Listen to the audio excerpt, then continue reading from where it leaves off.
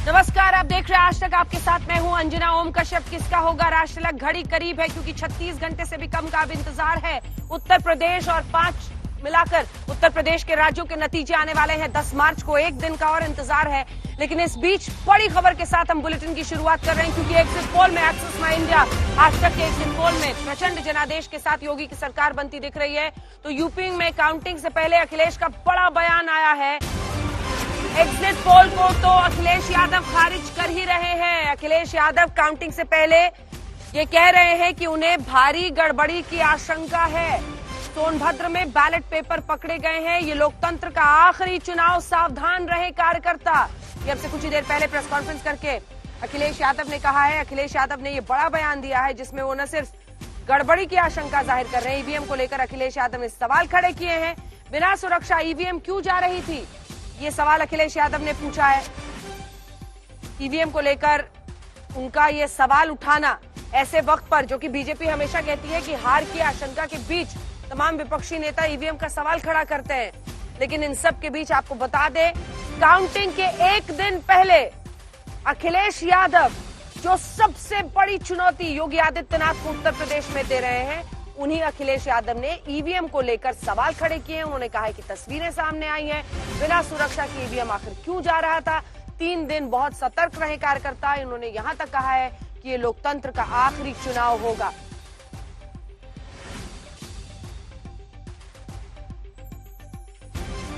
दो गाड़ियां क्यों भागी? अगर कोई चोरी नहीं थी, प्रशासन ने, सिक्योरिटी ने इतना इंतजाम क्यों नहीं किया? इतनी फोर्स है अभी इलेक्शन की फोर्स गई नहीं है यूपी से, तो आखिरकार अधिकारी क्यों नहीं कर रहे थे? क्या वजह है कि बिना सिक्योरिटी, बिना इतने इंतजाम के ईवीएम्स जा रही हैं?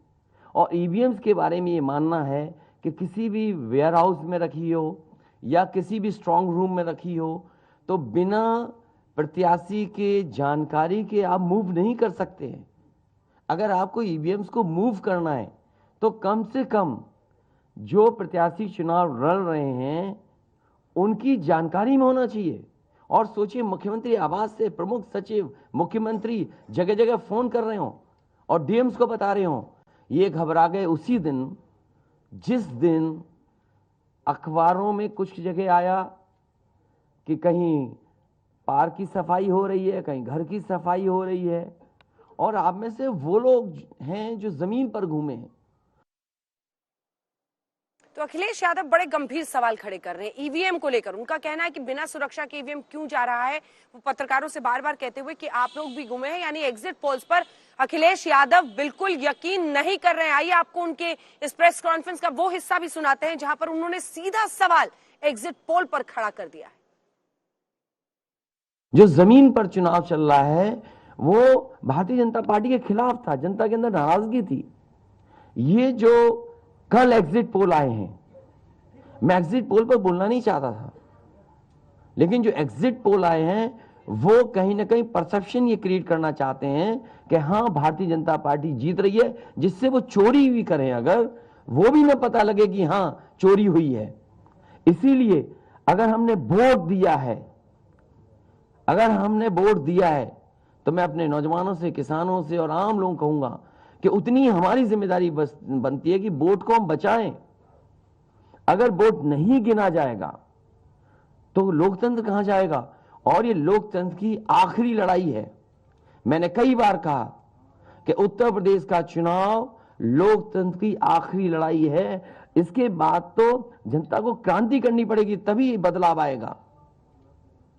इसलिए मैं अपने पार्टी के लोगों से और जो सच्चे ईमानदार, सच्चे सिपाही हों, सच्चे अधिकारी हों, सच्चे पत्रकार हों, कम से कम आगे आए और लोकतंत्र को बचाने के लिए खड़ा हों।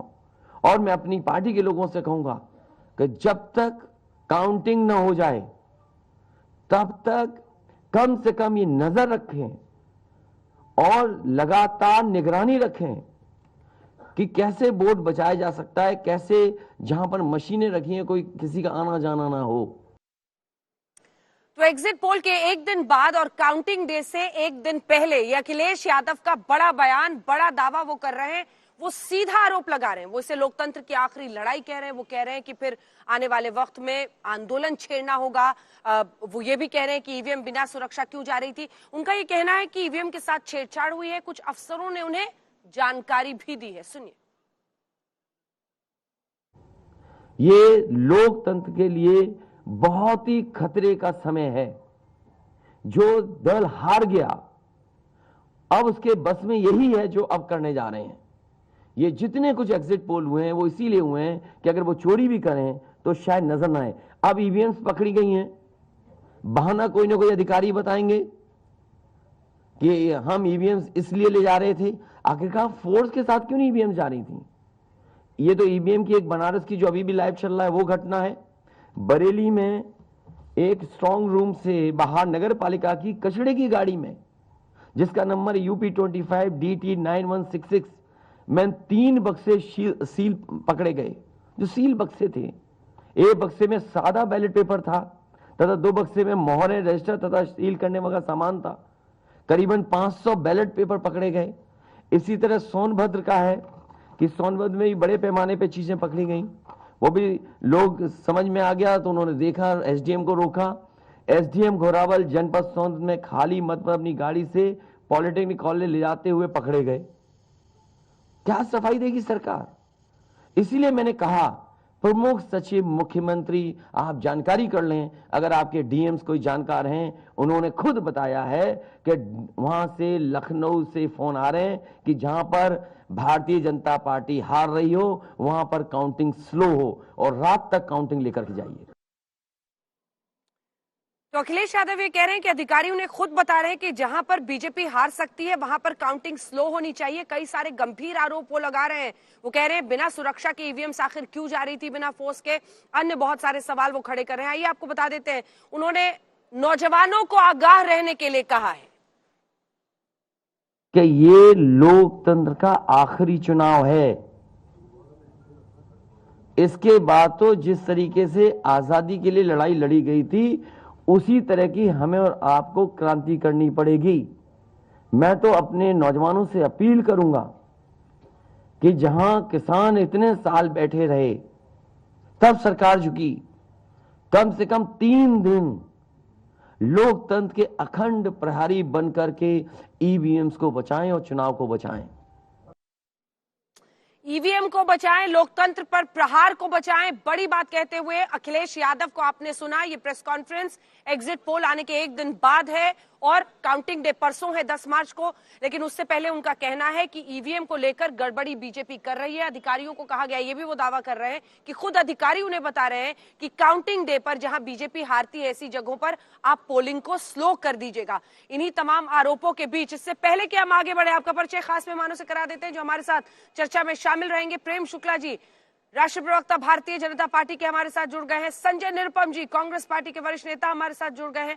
प्रभु चावला जी, वरिष्ठ पत्रकार हमारे साथ जुड़ गए हैं। शरद प्रधान जी हमारे साथ जुड़ गए हैं और 2 खास मेहमान यहाँ पर हमारे साथ मौजूद हैं। विजय त्रिवेदी जी हमारे साथ चर्चा में शामिल रहेंगे पत्रकार के तौर पर, और सिफोलॉजिस्ट, एनालिस्ट के तौर पर संजय कुमार जी हमारे साथ जुड़े रहेंगे इस पूरी चर्चा में। लेकिन हम नंबर्स को एनालाइज करें उससे पहले ये बड़ी आशंका जो आज जाहिर की जा रही है ईवीएम को लेकर, इस पर भी हम चर्चा करेंगे। चलिए सबसे पहले आपको दिखा देते हैं क्या कह रहा है आज तक एक्सेस माय इंडिया का ये एग्जिट पोल, जिसके आंकड़े हमने बीते दिन भी आपको दिखाए हैं। लेकिन एक बार फिर से जल्दी से नजर डाल देते हैं, क्योंकि आज हमने उसमें छिपे हुए कुछ महत्वपूर्ण डेटा भी आपके लिए निकाल कर रखे हैं, जिससे आपको ये समझ में आएगा कौन सी जाति, कौन सा समुदाय किस तरफ गया है। क्यों बीजेपी अगर इतनी बड़ी जीत हासिल कर रही है तो बीजेपी इतनी बड़ी जीत हासिल करती हुई क्यों दिख रही है। सबसे पहले शुरुआत 403 सीटों पर कौन है आगे, कौन है पीछे, तो प्रचंड जनादेश की बात करता हुआ एक्सेस माय इंडिया का ये एग्जिट पोल 288 से 326 सीटें बीजेपी प्लस को देता हुआ दिखाई दे रहा है। वहीं याद रखिए ये नतीजे नहीं है, ये अनुमान है, ये एग्जिट पोल का अनुमान है। समाजवादी पार्टी 71 से लेकर 101, बीएसपी 3 से 9 पर अटकती है और कांग्रेस पार्टी 1 से 3 पर अटक कर रह जाती है। तो कुल मिलाकर 403 सीटों पर परिस्थिति साफ होती हुई इससे दिख रही है कि अनुमान है अगर यही नतीजों में तब्दील हो जाता है तो योगी आदित्यनाथ रिकॉर्ड तोड़ेंगे 3 दशक का और वो दोबारा गद्दी पर बैठेंगे। वहीं अखिलेश यादव के लिए बड़ा सा सेटबैक हो सकता है। ये नंबर्स हमने आपको दिखा दिए हैं। अब अगला आंकड़ा हम आपको दिखाएंगे, क्योंकि देखिए जो वोट शेयर है ये बहुत कुछ कहता है। वोट शेयर में समाजवादी पार्टी के इजाफा हुआ है, पिछली बार के मुकाबले समाजवादी पार्टी के वोट शेयर में इजाफा हुआ है। लेकिन जो लॉजिक इस पर प्रदीप गुप्ता एक्सिस माई इंडिया के देते हैं, वो देते हैं कि विनेबिलिटी फैक्टर, उसमें कहीं वो पीछे पड़ जा रहे हैं। ये 46% वोट है बीजेपी को और 36% वोट है समाजवादी पार्टी को, लेकिन सीटों में ये परिवर्तित कम हो पा रहा है। 12% वोट है बीएसपी को, वहीं 3% वोट है कांग्रेस को। चलिए, तो ये वोट शेयर भी हमने आपको दिखा दिया, एक बार इसका टेबल भी दिखा देते हैं ताकि आप भी क्लैरिटी से इसको समझ लें, क्योंकि वोट परसेंटेज जो है उसमें समाजवादी पार्टी के जबरदस्त इजाफा हुआ है, लेकिन विनेबिलिटी फैक्टर वो कह रहे हैं, जो सीटें हैं उसको लेकर कह रहे हैं। अब हम आपको दिखाते हैं जाति और समुदाय के आधार पर कि कौन सा कास्ट किधर गया है, ये भी इस एक्सिस माई इंडिया के पोल में गया है। सबसे पहले हम आपको जाटव, जो दलित वोट में से जाटव वोट है, जो मायावती का कोर वोट बैंक माना जाता था, जो यूनानिमसली वो जीते हारे कुछ भी हो उनके साथ ही जाता था, वो जाटव वोट बैंक इस बार कहां गया है, क्योंकि इसे निर्णायक बताया जा रहा है। ओबीसी के बाद अगर जाटव वोट किसी एक तरफ जाता है तो वो जिताने और हराने की क्षमता रखता है। इसीलिए अब हम आपको जाटव वोट किधर गया, कितना गया है वो बता देते हैं। ये पारंपरिक रूप से हमेशा मायावती के साथ रहे हैं, लेकिन इस बार पहली बार ऐसा दिख रहा है कि वो एक तरफ जाते हुए दिखाई दे रहे हैं। 21% गए हैं इस बार बीजेपी की तरफ, वहीं 14% समाजवादी पार्टी की तरफ। लेकिन फिर भी आप देखिए 50-60 है, ये 62%। 62% है जो बीएसपी की तरफ गया है और 2% है जो कांग्रेस की तरफ गया है। तो 21, 14, 62 ये जाटव वोट नहीं छिटकता था मायावती से। ये जो आप देख रहे हैं ये जाटव वोट नहीं छिटकता था, लेकिन इस बार उसमें भी परिवर्तन आया है और वो भी गए हैं बीजेपी की तरफ। अब पुरुष, ये जाटव में हम आपको पुरुष और महिलाएं दिखा रहे हैं। पुरुष 22%, तो महिलाएं 20% बीजेपी की। वहीं पर एसपी में देखें तो आप 16 और 11 है। बीएसपी में 58 पुरुष हैं तो 67 महिलाएं वोट कर रही हैं जाटव समुदाय से। ये अगला आंकड़ा आप पुरुष और महिलाओं का देख रहे हैं। ये अब गैर जाटव का आंकड़ा हम आपको दिखा देते हैं जल्दी से, क्योंकि गैर जाटव वैसे भी पिछले 1-2 चुनावों से, संजय जी 17 से 19 दोनों में ही, 17 और 19 दोनों में ही जो नॉन जाटव है वो दलित से वोट बैंक जो मायावती का था उससे निकलकर बीजेपी की तरफ आ चुके थे। आप देखिए ना, बीएसपी 15% पे रह गई है गैर जाटव दलित में, और 51% है बीजेपी की तरफ, 27% है समाजवादी पार्टी की तरफ, वहीं 4% आप देख रहे हैं कांग्रेस पार्टी की तरफ जाता हुआ दिखाई दे रहा है। तो गैर जाटव दलित जो है, गैर जाटव वोट बीजेपी की तरफ आना निर्णायक हो सकता है। पुरुष और महिलाओं का हम आपको जल्दी से दिखा देते हैं। 50%, तो 5% महिलाएं ज्यादा हैं जिन्होंने बीजेपी के लिए यहां पर वोट किया है। ये देख लीजिए ये जल्दी से। अब हम आपको मुस्लिम मतदाताओं का रुझान दिखाते हैं, क्योंकि ये मुस्लिम मतदाता एक तरफा होकर समाजवादी पार्टी की तरफ जाते हुए साफ दिखाई दे रहे हैं। ये देखिए अब धीरे धीरे करके आएगा, जहां पर बीजेपी एक बार फिर से बहुत नॉमिनल, एकदम ही आप कह सकते हैं मामला गड़बड़ाया हुआ है। जैसा कि एक भी उम्मीदवार मुस्लिम कैंडिडेट तो बनाती नहीं है बीजेपी, और जो हालत है हिंदू मुस्लिम पॉलिटिक्स करने का आरोप लगता है उन सबके बीच 8% वोट मुस्लिम्स के बीजेपी को है इस एक्सिस पोल के अनुमान के मुताबिक। वहीं 83%, 83%, आप सोचिए बहुत बड़ा नंबर है।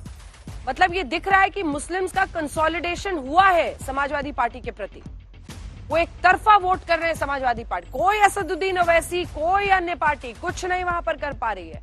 ये संकेत साफ है। अब देखिए पुरुष अगर 82% है समाजवादी पार्टी की तरफ मुस्लिम, तो 84% मुस्लिम औरतों ने समाजवादी पार्टी के लिए वोट किया है। वहीं बीजेपी के लिए 8 और 9% आप देख रहे हैं। बाकी सबका नगण्य आप कह सकते हैं, चाहे बीएसपी हो कांग्रेस हो, सबके लिए अब ये वोट नहीं बचा, यानी कंसोलिडेशन हुआ है, एक तरफा होकर मुस्लिम वोट गया है समाजवादी पार्टी की तरफ। अब जल्दी से आपको यादव वोट दिखा देते हैं, क्योंकि लोकसभा चुनाव में, संजय जी जल्दी से, लोकसभा चुनाव में यादव वोट बीजेपी को मिला था 19 में, मिला था? बिल्कुल मिला था, लेकिन जितना अब दिखाई पड़ रहा उससे तो बहुत ही कम दिखाई पड़ रहा था।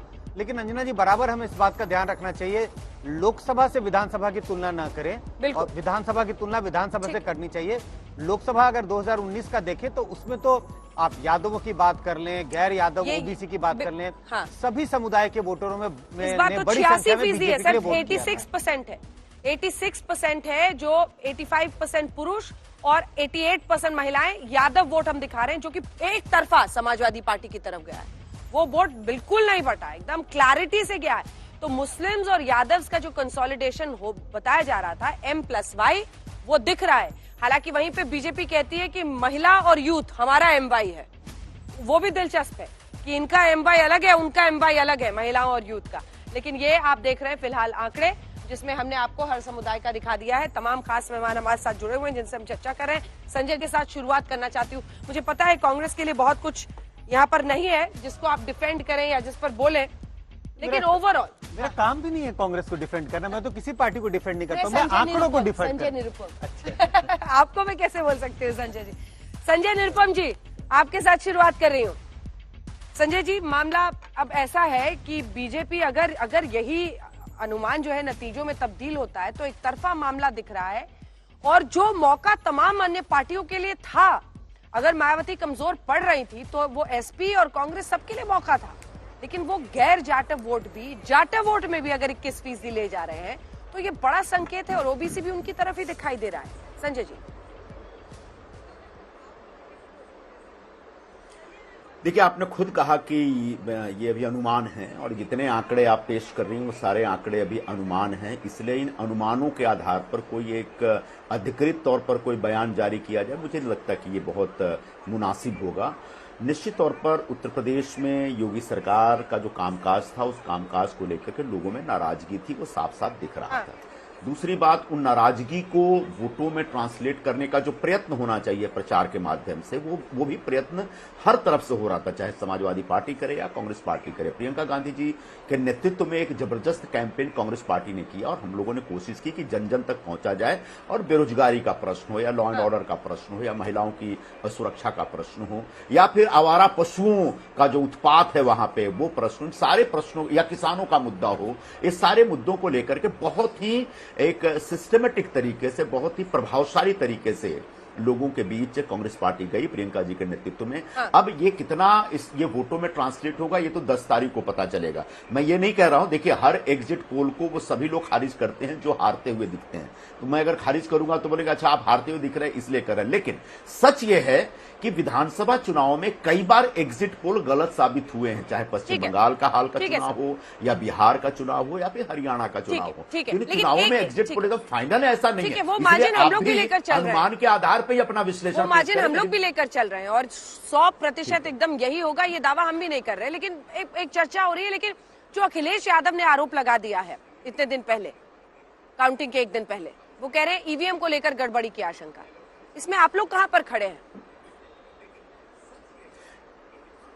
नहीं, ये आरोप गंभीर है, इसलिए ये पहली बार नहीं हुआ है, ऐसा कई बार देखा गया। मेरे ख्याल से जब मध्य प्रदेश में चुनाव हो रहे थे विधानसभा के, तब भी कई बार देखा कि स्ट्रांग रूम में जबरदस्ती लोग घुस रहे, फिर कमलनाथ जी ने अपने लोगों को भेजा था।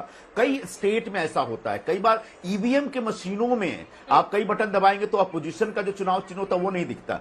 कभी आज तक ऐसा नहीं हो कि बीजेपी का चुनाव चिन्ह गायब हो मशीन से, बाकी पार्टियों के चुनाव चिन्ह गायब हो जाते हैं। तो ईवीएम की चोरी करना, ईवीएम को मैनिपुलेट करना, ये एक हद तक होता है। किस हद तक होता है ये कहना मुश्किल है, लेकिन अक्सर इस प्रकार की शिकायतें आती हैं जो अखिलेश यादव आज हरियाणा में नहीं कर पाए करके बता रहे हैं। तो ये राजस्थान हरियाणा में हो सकता है नहीं कर पाए होंगे, हो सकता है। अच्छा, क्यों? मतलब हो सकता है नहीं कर पाए होंगे, ये तो मैं कह रहा हूं। कई जगह वो कर पाते हैं, कई जगह नहीं। देखिए एक बात हाँ, एक बात बताता हूं आपको कि यूपी और बिहार में अक्सर चुनाव जब होते हैं तो प्रशासन का भी बहुत अच्छे ढंग से दुरुपयोग किया जाता है जिसकी सरकार होती है। तो अगर ये शिकायत आ रही है कि कलेक्टर या जो डिस्ट्रिक्ट मजिस्ट्रेट है उनके जरिए कुछ काम करने की कोशिश हो रही है, ऐसा होता है। पता नहीं आपको याद है कि नहीं याद है, मैं ये थोड़ी सी अफवाह पर आधारित है, लेकिन एक खबर भी है कि 1999 के आसपास हमारे पास खबर आई थी कि नीतीश कुमार जी, जब एन कॉलेज पटना में काउंटिंग हो रही थी, तो नीतीश कुमार जी शायद 1000 वोट से हारते हुए दिख रहे थे। आखिरकार वो जीते, शायद कलेक्टर को फोन ऑन किया गया था। तो ऐसी घटनाएं होती रहती है भारत के चुनाव में, और ऐसे चुनावों में अक्सर कलेक्टर लोगों का दुरुपयोग होता है, प्रशासन का दुरुपयोग होता है। ये नई बात नहीं है और पहली बात नहीं है। जल्दी अब इसमें बहुत ज्यादा किस पार्टी ने कितना किया, किस पार्टी ने नहीं किया, मैं इसमें नहीं पढ़ूंगा। ठीक है, शरद जी भी बोल रहे हैं, उसके बाद मैं फौरन प्रेम शुक्ला जी आपसे कमेंट लूंगी, क्योंकि सारे आरोप और उंगलियां आप ही की तरफ उठ रही है कि आपकी सरकार के इशारे पर डीएम गड़बड़ी कर सकते हैं। सतर्क शरद जी, क्या है ये ईवीएम पर सवाल खड़े करना, क्या ये सही है? काउंटिंग के एक दिन पहले और एग्जिट पोल के एक दिन बाद कई लोग इसे घबराहट भी कह सकते हैं। देखिए, ये जो है ये आरोप, मुझे जो भी विपक्ष में होता है वो आरोप लगाता है, लेकिन मेरा जितना तजुर्बा है और जो मेरी जानकारी है, ईवीएम्स में गड़बड़ करना इसलिए मुमकिन नहीं है क्योंकि ईवीएम्स में कोई इंटरनेट कनेक्टिविटी नहीं होती है। हैकिंग तब पॉसिबल होती है अगर कनेक्टिविटी हो। लेकिन एक ये नई बात आजकल आ रही है कि ईवीएम्स में की कोई यूनिक आईडी नहीं है और कौन सी ईवीएम कहां जा रही है इसका कोई रिकॉर्ड नहीं है। तो इसमें ये शक पैदा हो रहा है कि क्या ये पता नहीं कहां तक बात सही है जो मुझे बताया गया है। और ये अगर इस तरह का होता है, देखिए आइसोलेटेड केसेस तो होते हैं कि पोलिंग ऑफिसर ने बटन दबा दिए, 20 लोगों का भी एक वीडियो जारी हुआ था यूपी का ही, उसमें बार बार उठ के वो दबा रहा है बटन। तो इस तरह की चीजें होंगी, लेकिन इससे इतना इलेक्शन में फर्क पड़ जाए ये मैं नहीं मानता हूं। लेकिन ये जरूर है कि अगर ये एग्जिट पोल के आंकड़े ऐसे ही निकलते हैं रियल रिजल्ट, तो ये मानना चाहिए कि जो मेजर इश्यूज थे जिसको कि सब मान रहे थे, इंक्लूडिंग बीजेपी मान रही थी कि महंगाई भी इश्यू होगा, कोरोना भी इश्यू होगा, अनएम्प्लॉयमेंट भी इश्यू होगा, इस तरह की जो और इंपॉर्टेंट, जब छुट्टा पशु एक इश्यू होगा, ठीक है, तो ऐसा लगता है कोई इश्यूज बचे ही नहीं, खाली हिंदुत्व हावी हो गया सब पे। अगर ये सही होते तो हिंदुत्व से ज्यादा हमारा एग्जिट पोल महिलाओं का विश्वास बता रहा है मिस्टर प्रधान, महिलाओं का विश्वास दिखा रहा है। एक सेकंड, महिलाओं का विश्वास, कानून व्यवस्था में सख्ती, इन इश्यूज को बताया जा रहा है। तो इसमें हिंदुत्व का तो जितने हमारे सर्वे में जितने लोगों से सवाल पूछा गया है, अगर मेरा तो मानना यह है कि क्योंकि अगर ये सारे मुद्दे नीचे रह जाते हैं जो वाइटल इश्यूज थे, लेकिन देखिए जहां तक उनका सवाल है, कानून व्यवस्था वाइटल नहीं है? अच्छा है, चलिए ठीक है। प्रेम शुक्ला जी जल्दी से कमेंट, उसके बाद आ रही हूँ जल्दी लेकर। प्रेम शुक्ला जी, ईवीएम को लेकर आपकी पार्टी संदेह के घेरे में रहती है। विपक्षी पार्टियां वक्त से वक्त हर चुनाव में कह रही हैं, आज अखिलेश यादव भी कह रहे हैं, कुछ सवाल यहाँ पर संजय निरुपम जी भी खड़े कर रहे हैं। वो बता रहे कई बार ऐसे वीडियोस आए हैं, ऑप्शन ही नहीं दिखता है ऑपोजिशन पार्टीज का, उनका आरोप है। और भी तमाम आरोप जो लगाए हैं अखिलेश यादव ने, उसमें बताइए डीएम सब आपके इशारे पर काम करते हैं। देखिए अंजना जी, आपने खुद ही संजय निरुपम जी से प्रश्न पूछकर उसका उत्तर भी दे दिया था। जब कहीं पराजय होती है तो ईवीएम की गलती है, और जब जीत होती है तो राहुल गांधी का जो है वो लोकप्रियता है। तो कांग्रेस का और समाजवादी पार्टी जैसे दलों की ये एक लंबे समय से इस तरह का हथकंडा अपना रहे हैं। वो जब निर्वाचन आयोग ने खुली चुनौती दी थी कि आप ईवीएम को हैक करके दिखाए, तो आदरणीय संजय निरुपम को जाना चाहिए था। तो बहुत ज्यादा बड़े वैज्ञानिक स्वयं हैं, ये जाकर हैक करके दिखाए होते। लेकिन तब श्रीमान संजय निरुपम गायब रहे, श्रीमान राहुल गांधी गायब रहे, श्रीमान अखिलेश सिंह यादव गायब रहे। सर्वोच्च न्यायालय तक ये इश्यू गया और सर्वोच्च न्यायालय में भी यही निस्तारण किया गया कि ईवीएम में किसी प्रकार की गड़बड़ी का किसी प्रकार का प्रमाण नहीं है। तो उसी पर बार बार जो है उत्तर देने का कोई औचित्य नहीं है। वीवीपैट आने के बाद ये बहुत पारदर्शी ढंग से ईवीएम पर चुनाव होता है। अब जहां तक डीएम के दुरुपयोग की बात है, तो ये कांग्रेस की अपनी परंपरा रही होगी। कांग्रेस की परंपरा का ही बारंबार इनको आशंका होती है कि कांग्रेस के लोग भ्रष्टाचारी थे तो दूसरे दो लोग भी भ्रष्टाचारी होंगे ही। कांग्रेस के लोग जो हैं वो डीएम का दुरुपयोग करते थे तो दूसरे भी करेंगे, ऐसी इनकी आशंकाएं हैं। भारतीय जनता पार्टी स्वच्छ प्रशासन में विश्वास रखती है और निर्वाचन आयोग जो है इस देश का, उसकी निष्पक्षता को बारंबार संवैधानिक संसद, संजय निरुपम जी एक जल्दी से रिबटल देना चाहते हैं क्योंकि ठीक है प्रेम शुक्ला जी, ठीक है, मैं किसी भी लोकतांत्रिक संस्था पर विश्वास नहीं है क्योंकि उनको अपने पर विश्वास नहीं है। संजय जी 2 लाइन का जवाब बस। ईवीएम हैक होता है तो जब बुलाया गया बड़ा इलेक्शन कमीशन की तरफ से कोई क्यों नहीं गया? हो सकता है या नहीं, हाँ मैं बस वही बोलो जब इलेक्शन कमीशन ने बुलाया था ना कि ईवीएम हैक हो सकता है कि आइए बताइए, तब इलेक्शन कमीशन कह रहा था कि मैं आपको ईवीएम दे रहा हूं, आप इसको हैक करके दिखाइए। जबकि जो लोग को बुलाया गया उन्होंने बोला नहीं, आपके ईवीएम को हैक नहीं करेंगे, हम आपको दिखाएंगे कि ईवीएम एक मशीन के तौर पर हैक हो सकता है कि नहीं, इसके लिए मशीन लाके आपको दिखा रहा है, और वो मशीन आपका ही दिया हुआ मशीन है। एक दूसरी बात, सुब्रमण्यम स्वामी जो भारतीय जनता पार्टी के सांसद हैं, उन्होंने सुप्रीम कोर्ट में खड़ा होकर ईवीएम हैक करके दिखाया था। जाके केस पूरा देख लिया जाए, केस को पढ़ लिया जाए। तब सुब्रमण्यम स्वामी और मेरे ख्याल से इनके जो नरसिम्हा राव जी हैं, उन्हें किताब लिखी थी अडवाणी जी की शिकायत पर कि yes EVM can be hack. तो अब ये बहुत ही विवादास्पद विषय, इसमें बहुत ज्यादा हम नहीं घुसे। अब ईवीएम को स्वीकार कर लिया देश ने, जिसको हैक करना करे, जो नहीं कर सकता न करे। लेकिन ईवीएम के मामले में मैनिपुलेशन हो सकता है, इस बात से इनकार करना प्रेम जी 2 लाइन से, 2 लाइन प्लीज, एक सच को नकारना है। संजय जी प्रेम जी 2 लाइन से जी।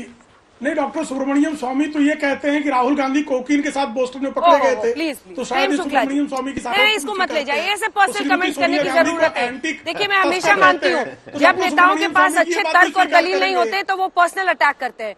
किसी के बारे में बिना तथ्य का मत बोलिए सर, ऐसे आप तर्की दे रहा हूँ। सुब्रमण्यम स्वामी के आरोपों गैर जिम्मेदार, सॉरी मैं सुब्रमण्यम स्वामी के आरोपों का उल्लेख कर रहा हूँ। ठीक है, ये उन्हीं के आरोपों का उल्लेख कर रहे हैं। ठीक है प्रेम जी, चलिए आगे बढ़ते हैं, बहस को सार्थक ले जाते हैं आगे। संजय निरुपम उल्लेख करें तो सही है, प्रेम शुक्ल कर दें तो गलत हो गया, ये मानदंड ठीक नहीं है। नहीं सर, देखिए इस तरह का किसी का पर्सनल कमेंट करना ठीक नहीं। मैं जल्दी से तीनों जो हमारे साथ यहाँ पर पत्रकार और विश्लेषक कैसे हो गया?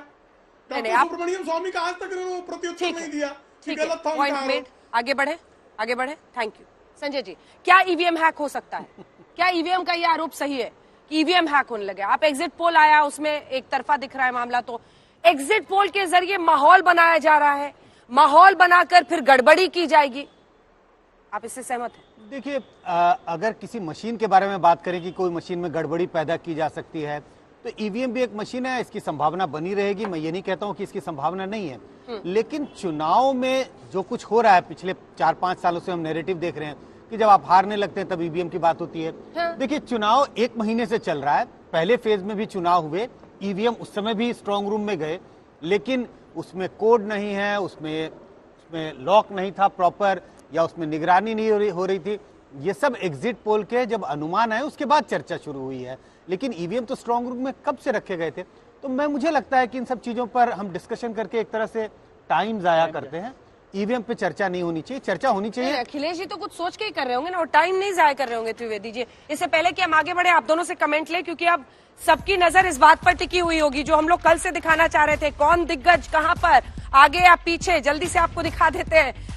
योगी आदित्यनाथ और अखिलेश यादव, गोरखपुर और करहल से हम शुरुआत करेंगे, क्योंकि देखिए योगी आदित्यनाथ गोरखपुर से फिलहाल दिख रहे हैं आगे हमारे इस अनुमान के मुताबिक, वहीं करहल सीट पर भी जीतते हुए दिखाई दे। दोनों ने इस बार रवायत तोड़ी है, पहली बार दोनों विधानसभा चुनाव लड़ रहे हैं। हालांकि अपनी अपनी सेफ सीट खोजी है दोनों ने, लेकिन दोनों ही आगे दिख रहे हैं। अब अगला कैंडिडेट जल्दी से दिखाइए। जसवंत नगर से शिवपाल सिंह यादव का हम आपको दिखाएंगे। ये देखिए, दोनों ही आगे दिख रहे हैं, गोरखपुर शहर से और करहल सीट से अखिलेश यादव, दोनों आगे दिखाई दे रहे हैं हमारे इस अनुमान के मुताबिक।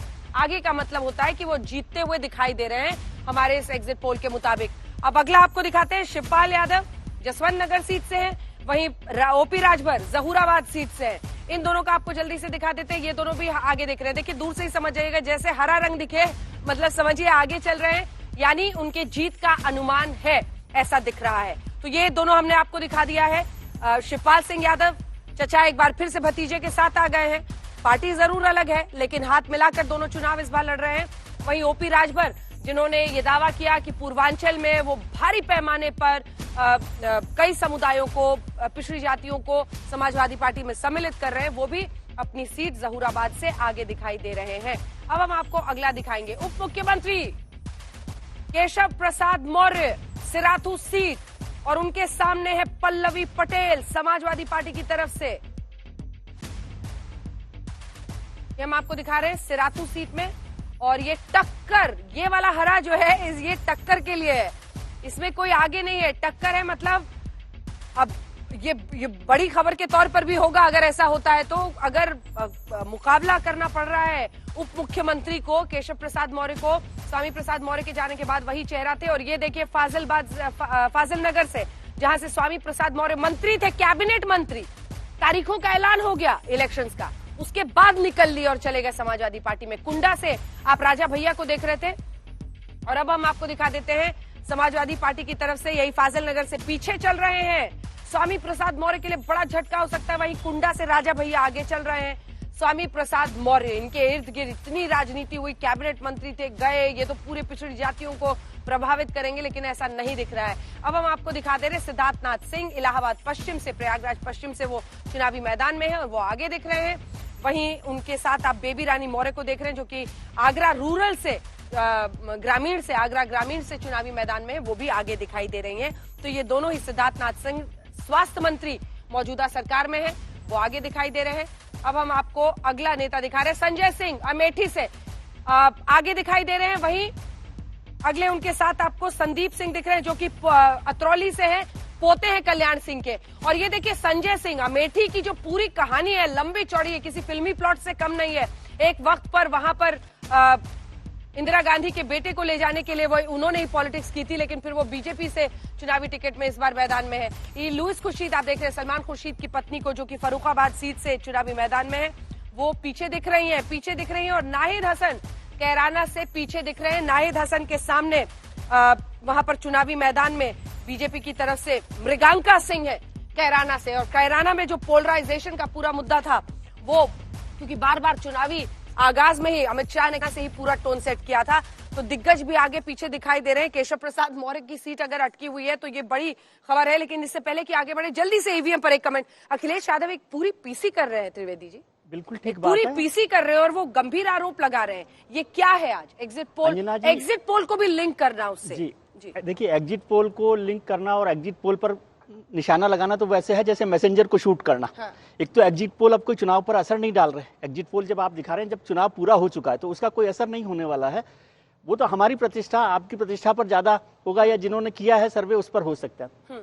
ईवीएम को लेकर मुझे बताइए, इस देश में 28-29 राज्य, 30 राज्य हैं, वहां पर चुनाव हो रहे हैं, उसमें 10 से 12 राज्यों में नॉन बीजेपी गवर्नमेंट है। अभी पश्चिम बंगाल में वहां पर जीती है ममता बनर्जी। दिल्ली जैसी जगह जहां पर केंद्र सरकार है, वहां पर अखिलेश यादव इतने बड़े, ये अरविंद केजरीवाल बड़े बहुमत से जीते। राजस्थान, छत्तीसगढ़, तेलंगाना, आंध्र प्रदेश, तमिलनाडु, केरला, तो यहाँ कहीं पर भी वो ईवीएम खराब नहीं हुई। तो ईवीएम का कोई आइसोलेटेड केस हो सकता है कि कहीं पर कुछ खराब हो, जैसे संजय जी ने जिक्र किया कि मशीन होती है तो कुछ हो सकती है, या कहीं पर कुछ गड़बड़ हुई है तो वो हो सकता है। पूरा इलेक्शन प्रभावित हो जाए, इस तरह की 10-12 करोड़ वोटर को आप प्रभाव डाल सकते हैं उस पर। प्रभु जी आपका टेक इस पर, ईवीएम पर अखिलेश यादव ने जो गंभीर आरोप लगाए हैं और नतीजे और तमाम दिग्गजों की बात जो हमने बताई है, प्रभु जी।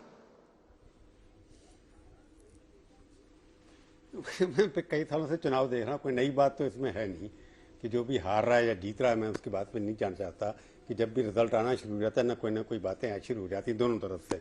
अब बीजेपी के लोग जब वोट बैठे हैं यहाँ, इन्होंने भी कई बार ईवीएम के ऊपर सवाल उठाए हैं, तो ये कोई नई बात नहीं है। चुनाव से पहले और चुनाव के रिजल्ट के आने से पहले ये बहाने बनते रहते हैं। रिजल्ट तो 10 तारीख को आ ही जाएंगे, पता लग जाएगा कितना है। कुछ लगेंगे कि ईवीएम की वजह से आ रहा है, लाखों ईवीएम मशीनें यूज होती हैं।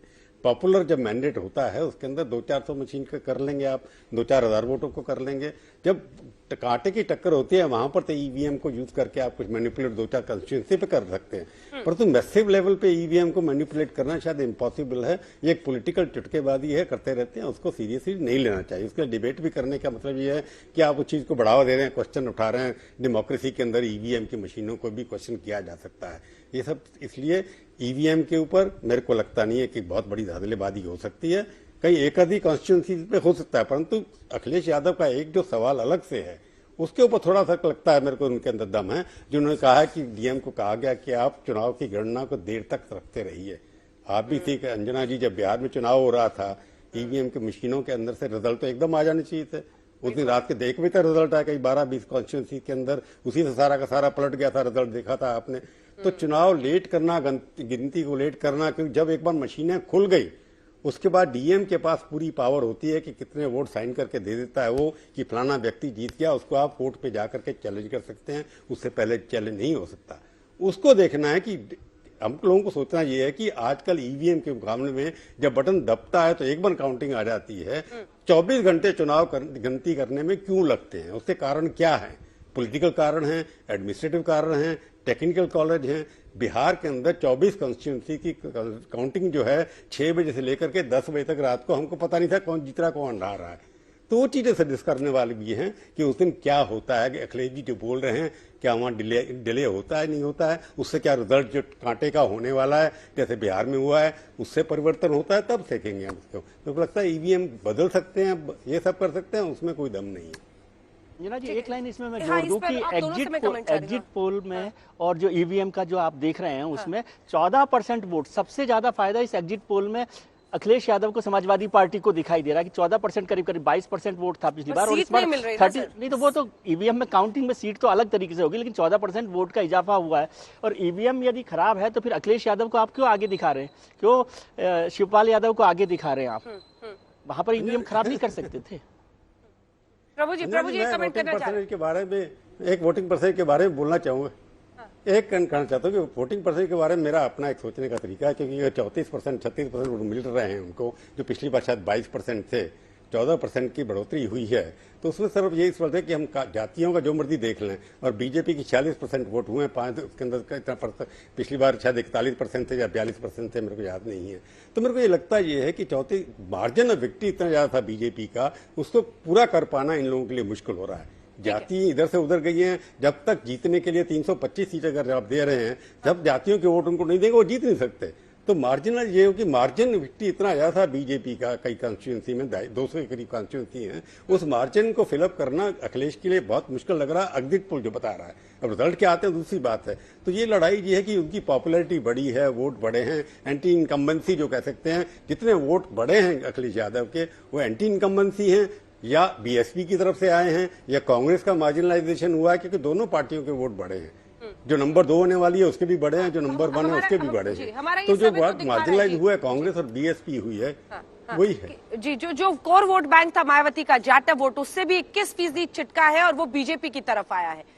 ये इसमें दिखाई दे रहा है। जल्दी से सर आपसे एक कमेंट उस पर मैं लेना चाह रही थी, अगर आप समझा सके ये जो डीले की बात कही जा रही है कि डीले से असर होता है, डीले से क्या असर कर सकता है डीएम, और कितने पैमाने पर कर सकता है अगर डिले हो रहा है रिजल्ट में?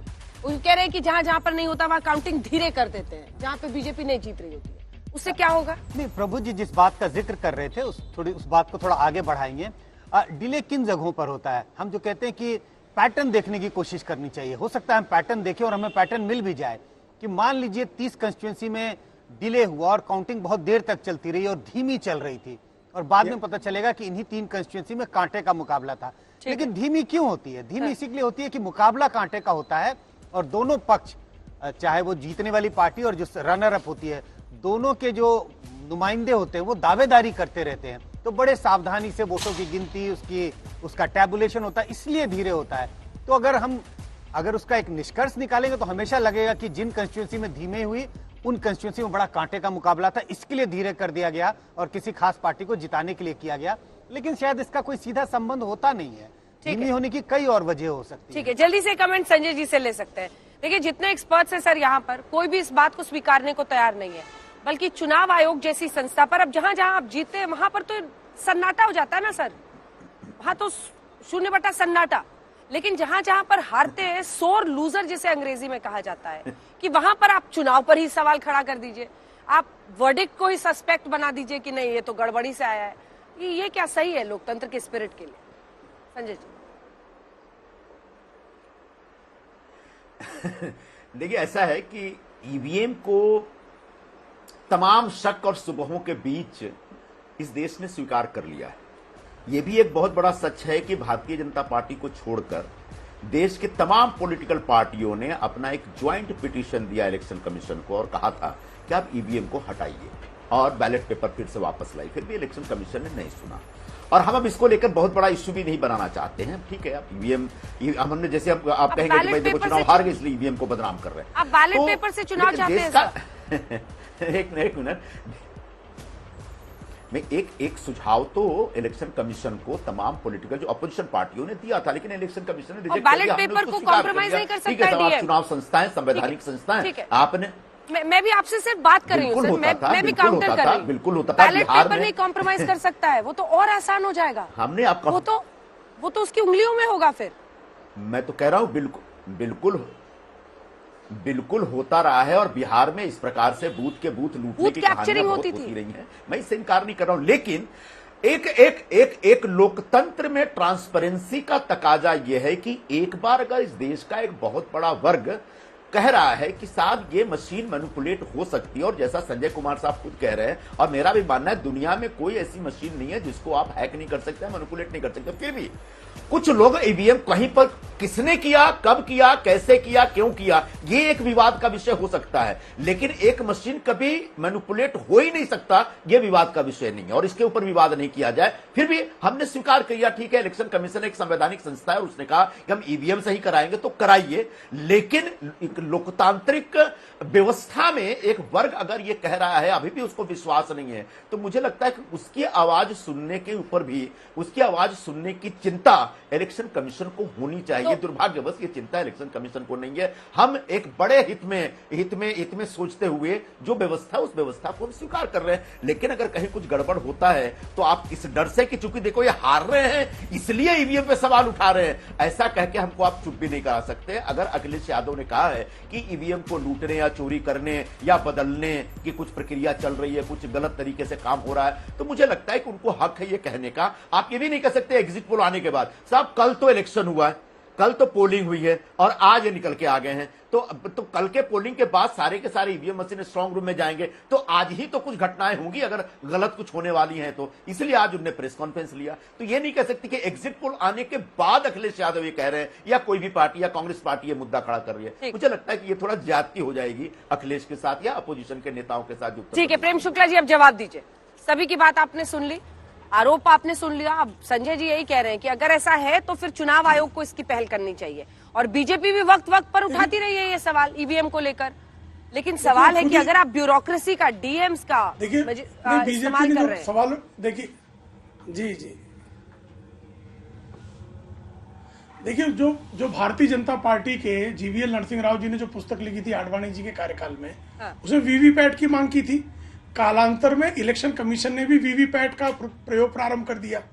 तो वीवीपैट से जो है वो पारदर्शी ढंग से मैं किसको वोट दे रहा हूं ये प्रदर्शित हो रहा है। और ईवीएम से अधिक जो है लीक प्रूफ कौन सी व्यवस्था है, वो कृपा करके वैकल्पिक व्यवस्था ही बता दें।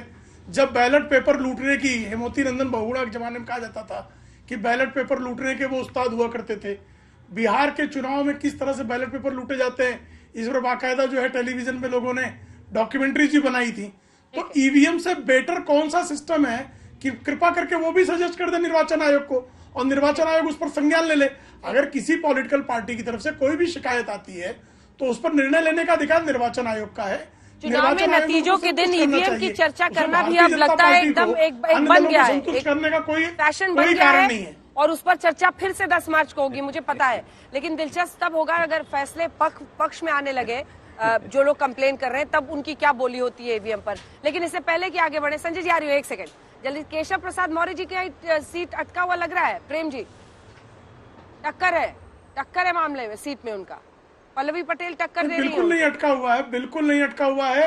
प्रचंड जीत जो है दर्ज करेंगे आदरणीय केशव प्रसाद मौर्य जी, प्रचंड बहुमत से सिराथू सीट से विजयी होंगे, इसमें किसी प्रकार की कोई आशंका नहीं। 2 लाइन में सिर्फ अपना कमेंट जल्दी से दे दीजिए संजय जी।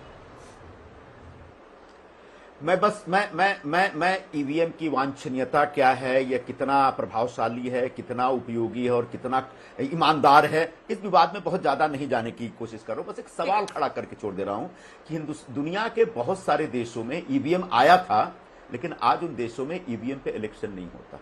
यहाँ वहां वो क्या टेक्नोलॉजिकली बहुत एडवांस नहीं है क्या? अमेरिका सबसे बड़ा उदाहरण, जापान जहां से चिप आती है, जापान में ईवीएम का इस्तेमाल नहीं होता। तो कई डेवलप्ड कंट्रीज ने महसूस किया कि ये लोकतंत्र की चोरी हो सकती है, लोकतंत्र को हाईजेक किया जा सकता है इस मशीन के जरिए, इसलिए इस मशीन को दरकिनार कर दे। फिर भी हमारे देश का इलेक्शन कमीशन नहीं मानता, हम स्वीकार कर रहे हैं। समय समाप्त हुआ सर, समय समाप्त हुआ। लेकिन देखिए, हम लोगों ने कल्पना नहीं की थी, नतीजों के दिन तो लगा था कि ईवीएम का मुद्दा आएगा, लेकिन एक दिन पहले उस पर चर्चा करनी पड़ेगी, हम लोगों ने नहीं सोचा था। आप सभी का बहुत धन्यवाद। एक बार फिर नतीजों के दिन आज तक सबसे तेज कवरेज के साथ आपके सामने रहेगा 10 मार्च को सुबह 5-6 बजे से ही रहिएगा हमारे साथ, देखते रहिए आज तक।